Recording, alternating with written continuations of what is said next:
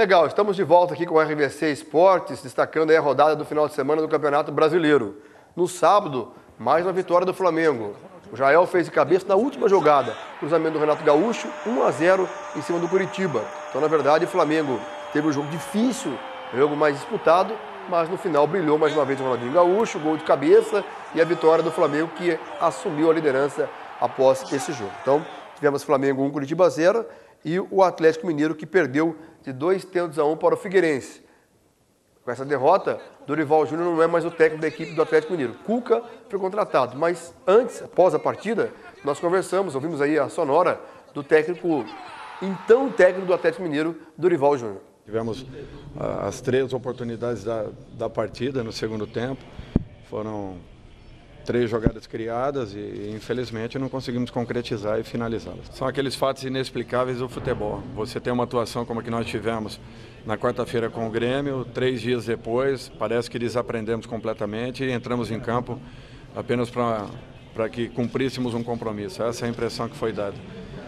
É uma situação que nos leva a pensar, repensar, analisar e tentarmos chegar a uma conclusão que é difícil. Depois, na manhã dessa segunda-feira, a confirmação de que Cuca é o novo técnico da equipe do Atlético Mineiro. Nós ouvimos aí a participação do Dorival Júnior, sua última entrevista como técnico do Atlético Mineiro. Não suportou uma série de derrotas, um grande treinador, foi campeão para o Santos, teve aquele problema com o Neymar e agora fica aí o mercado aberto. Como o São Paulo já contratou o Adilson Batista e outros times estão com técnico, agora vai ter que esperar um pouquinho aí. O próximo que cair, com certeza vai abrir um espaço para o técnico Dorival Júnior. Esses aí foram jogos de sábado do Campeonato Brasileiro. Teve rodada também, a sequência da rodada no domingo. Ontem, o Internacional acabou vencendo o Cruzeiro por 3-2. Um jogo conturbado, contestado essa partida aí, até porque foi anulado um gol legítimo do Cruzeiro, um pênalti duvidoso e muita reclamação do João Santana, que também não consegue desencantar aí no trabalho do Cruzeiro.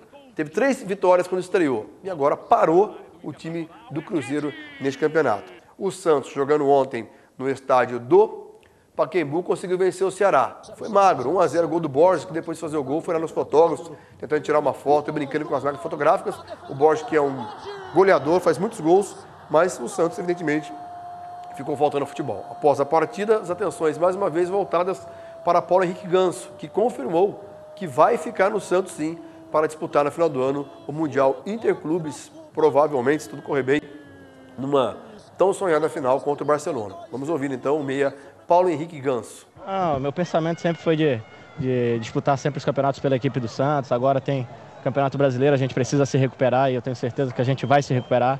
Tem um Mundial no final do ano e assim, em 2012 ainda tem um centenário. Então tem muita coisa pela frente e meu coração é alvinegro da Baixada. Então vai disputar o Mundial pelo Santos mesmo, né, Ganso? Sim, eu sou jogador do Santos e vou disputar o Mundial, o Brasileiro, sempre honrando essa camisa. Não tem nenhuma chance de você sair, então? Não, agora não.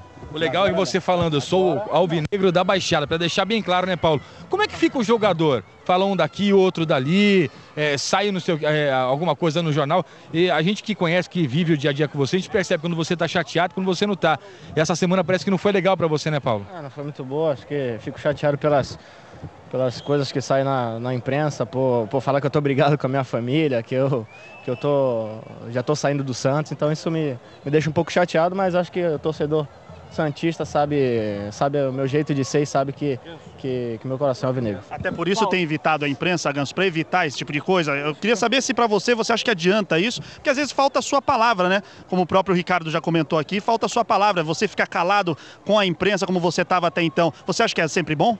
Acho que às vezes a gente tem que falar menos e jogar mais futebol. Então é isso que eu tô procurando fazer, me concentrar ainda mais nas partidas para poder render melhor para a equipe do Santos. Você acha que você acaba sendo prejudicado por essa guerra nos bastidores entre a DIS e a diretoria, que é visível esse desgaste, e acaba sobrando para você e te desgastando? Acho que para mim não sobra nada. Acho que o torcedor santista tem que saber que a briga é entre DIS e Santos Futebol Clube, não entre Paulo Henrique e Santos. O presidente disse o seguinte, o Paulo me garantiu que fica até o final do ano e disse que ainda não sabe se quer sair em 2012. Foi isso?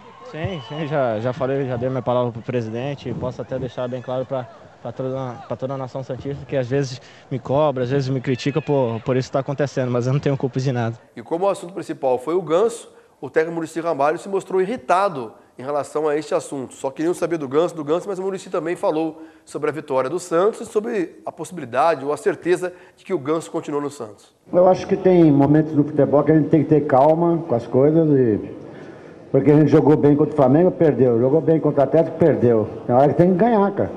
Hoje é um dia para ganhar, não importa como, era ganhar o jogo. E no segundo tempo a gente não sofreu nada, então eu acho que futebol tem hora que você tem que ganhar jogo para retomar a confiança. Então por isso que o jogo foi importante. Mas o Santos tem que jogar, claro, sempre muito mais que isso. Outro jogo interessante na rodada, Atlético Paranaense 1, Corinthians também 1. Jogo realizado na Arena da Baixada. 2 pênaltis foram aí ocasionados os gols. Gol do Corinthians de pênalti, gol do Atlético também de pênalti. Então, na verdade, o Corinthians conseguiu um empate, um bom resultado, jogando fora de casa. Tite, técnico do Corinthians, falou sobre esse resultado obtido ontem jogando na Arena da Baixada.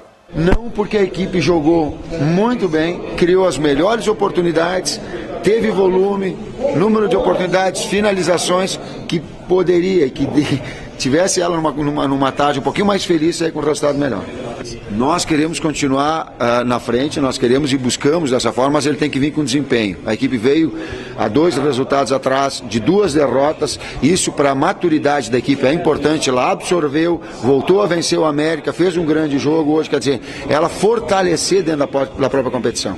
E apesar do bom empate também, o Atlético Paranaense continua lá embaixo na tabela, tem 12 pontos ganhos, só que está aí a 1 ponto do Avaí e do Atlético Goianiense. Então, o técnico Renato Gaúcho falou deste empate que o time obteve jogando em casa, mas contra o até então líder Corinthians. A tabela, falei para vocês alguns dias atrás, ela é um pouco ingrata com o Atlético Paranaense. Então vamos lá. Nos últimos 3 jogos, nós enfrentamos o Santos, que é o campeão da América. Nós ganhamos. Nós enfrentamos um adversário nosso de 6 pontos, o Atlético Goianiense, ganhamos. E empatamos com o Corinthians em casa. Quer dizer, nós pegamos 2 adversários que brigam praticamente pelo título, um adversário de 6 pontos e nós ganhamos 7 pontos. Então está excelente, está excepcional nas minhas contas.